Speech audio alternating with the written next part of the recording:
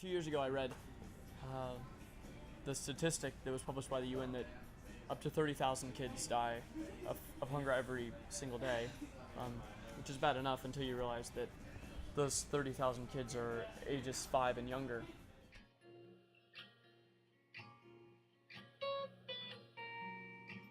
Everything around us is art. We just have to find the beauty within it to claim it as art. And so it's very important to have bands come together and make music, to make people come, to bring awareness and say, you know, hey, this is what's going on, and you too can make a difference. Please come help us. You know, let the music take you. Let the music, you know, come and bring everyone together. Make your poetry, sing to someone else, you know, make your photos and photography and you know, films and everything. Reach out and touch someone. And so we're trying to bring all of this art together, and that's pretty much the base of this project. We decided to put together a documentary to raise awareness about this cause, saying that we all can do a little bit, and that little bit can turn into something bigger.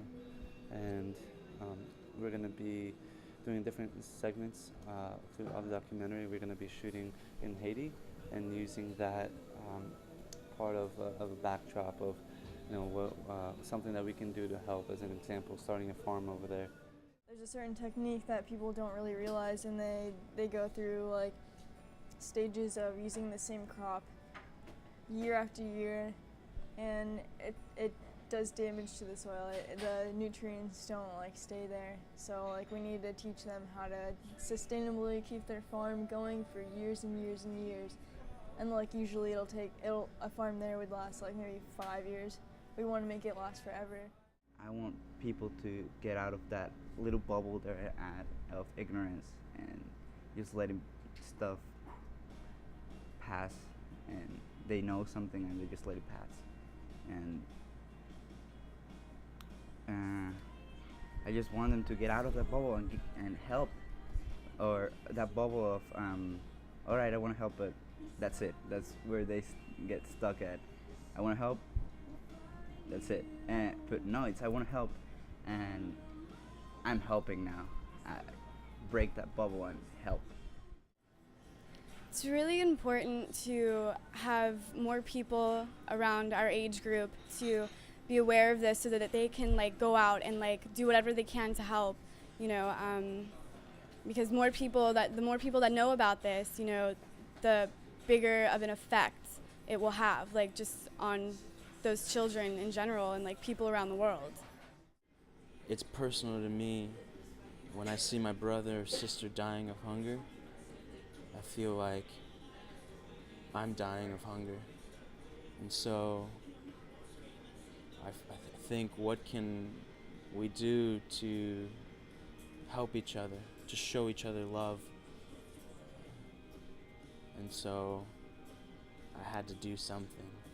So I take what I know how to do, you know, whether that's talk to people, or whether that's make a bicycle, or whether that's grow something or make something with my hands. And I share that with others, and I say, you know, this is what's going on in the world, and you can do something about it, just like I can do something about it. We kind of tried to create some sort of momentum where if you're a 16-year-old kid with a skateboard, what can you do? Awesome. If you're a 45-year-old with $1 million, what can you do? Pretty obvious, but let's put that effort and that energy where it needs to go. And so we started asking questions at every single age, with every single interest. Is there something that everyone can do? So we came up with a campaign called You Are Not an Island. And John Donne, he writes something like this. It says that no man is an island to himself, for we're all part of the main, we're all part of the continent. And so if one man dies, his death diminishes me, because once again, I'm part of that continent. And so it's an opportunity for us to look around and see that not only are we not alone in terms of how much we care, but we're not alone in terms of people that actually want to do something. And so we find an awesome opportunity for some creative people that don't have much more than their creativity to just think in a way that doesn't acknowledge a box. It's not outside the box, it's not inside the box. It's desperate thinking. It's the type of thinking that says this type of literally ignorance about these kids dying, this type of neglect, this type of silence that leads to approval is unacceptable.